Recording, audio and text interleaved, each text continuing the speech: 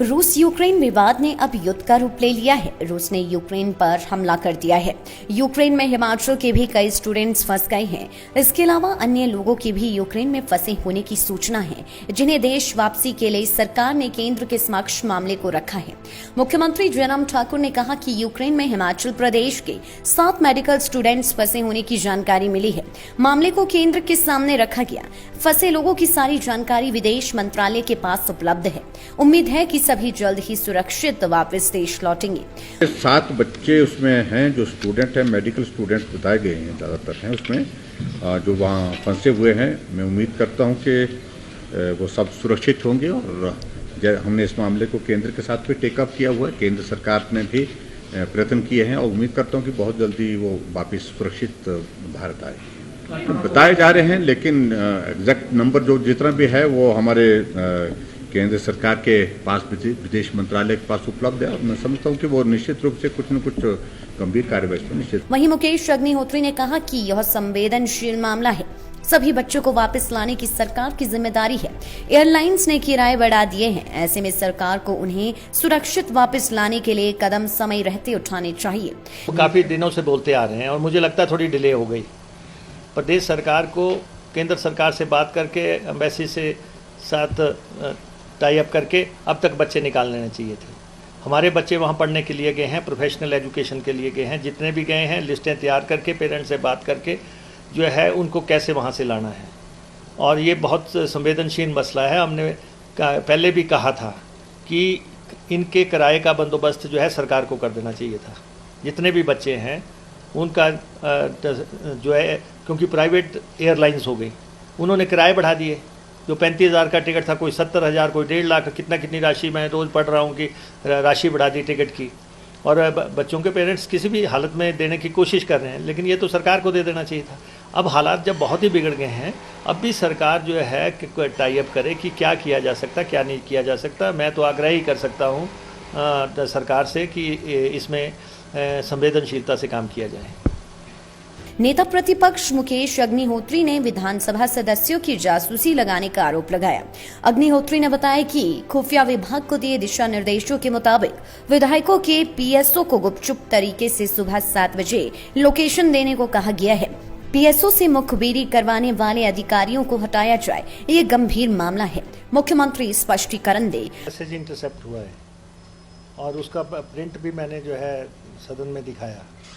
उसमें ये कहा गया है विभाग की तरफ से टू ऑल पीएसओज जो हम लोगों के साथ लगे हैं कि आप अपने एमएलए की लोकेशन हर सुबह 7:30 बजे सीआईडी को इन्फॉर्म करेंगे।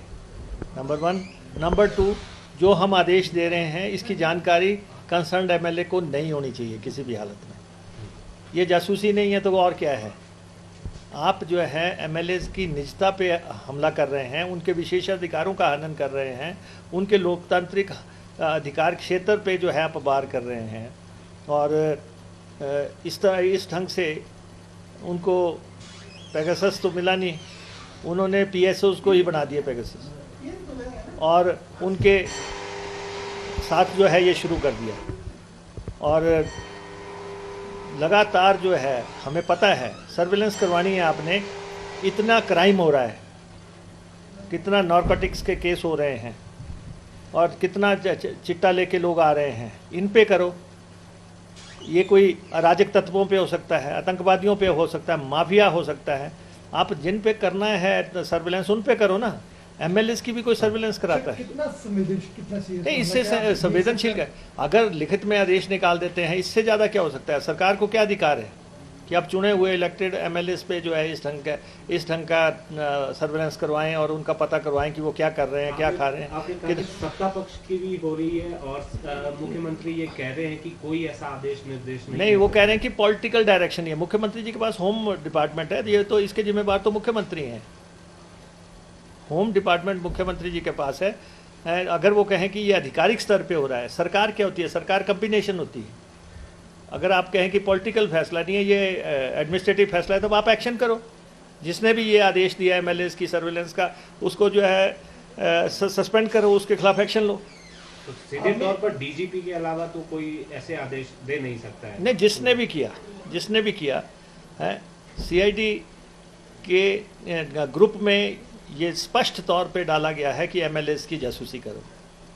अब आप हमारे जो साथ गाड़ी में बैठते लोग हैं उनसे मुखबरी कराओगे, हमारी मुखबरी कराओगे।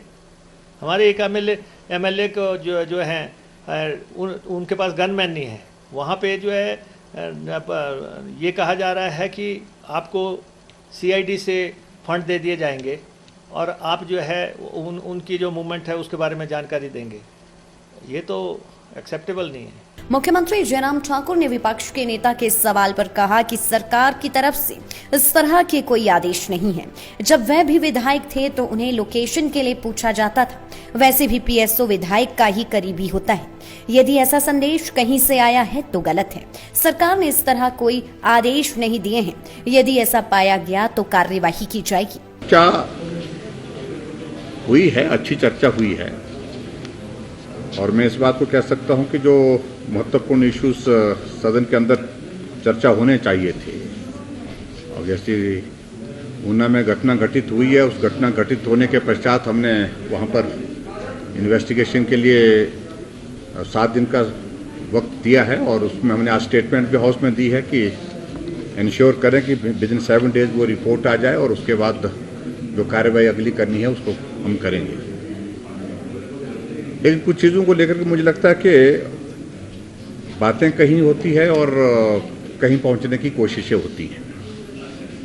उस दृष्टि से अपोजिशन वालों ने आज प्रयत्न किए हैं, ऐसे प्रयास किए हैं जिसकी जरूरत मैं समझता हूं कि इस तरह से नहीं होनी चाहिए।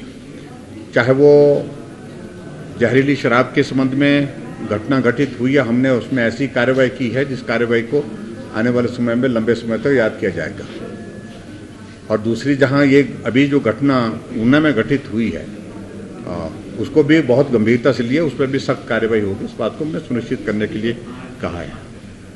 और बाकी सारी चीज़ों को लेकर के कोई सरकार की कतई भी मंशा नहीं है। जो खासतौर से जो विधायकों के संदर्भ में उनने एक पर्टिकुलरली एक बात कही है कि जो पीएसओ उनके साथ लगे हैं उनके माध्यम से सर्विलेंस की जा रही है, कतई नहीं है। हम उन फैक्ट्स की जांच करने के लिए हमने कहा कि पता करिए कि जो जब उनके पास मैसेज है उसका रेलेवेंस है कि नहीं है, यानी कि वो सत्यता है कि नहीं है। लेकिन इस प्रकार की सरकार की ओर से कम बड़ा स्पष्ट करना चाहता हूँ कि कोई भी ना आदेश है, ना निर्देश है, ना कोई इस तरह की हमारी मंशा है कि हम किसी विधायक की निजता को लेकर के कोई इस तरह से कि भाई वो कहाँ जा रहे हैं, कहाँ आ रहे हैं, इस सारी चीज़ को लेकर के कोई भी इस प्रकार की इन्फॉर्मेशन सरकार ने न मांगी।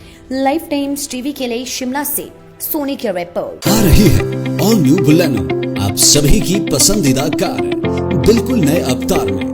बेहतरीन फीचर्स वाली ऑल न्यू बुलेनो की लॉन्चिंग नेक्सा ग्वेल मोटर्स शोरूम में शुक्रवार शाम 4 बजे से। ज्यादा जानकारी या टेस्ट ड्राइव के लिए संपर्क करें 9305200006 पर। आपके विधायक ने पिछले 4 साल में क्या कुछ किया, क्या मुकम्मल हुआ और किसे किया दरकिनार, जनता से कितना रहा सरोकार और क्या रही विकास की रफ्तार। लाइफ टाइम्स टीवी दिखा रहा है हर एक विधायक का रिपोर्ट कार्ड। खास वीडियो सीरीज में देखिए आपके विधानसभा इलाके में विकास के दावे और उन पर विपक्षियों का पलटवार, साथ ही इलाके के निष्पक्ष लोगों की निष्पक्ष राय भी हर हफ्ते केवल लाइफ टाइम्स टीवी पर। आप भी अपने विधायक के कार्यकाल पर टिप्पणी करना चाहे तो हमें भेजें अपना वीडियो 82 198 00003 या 82 198 00004।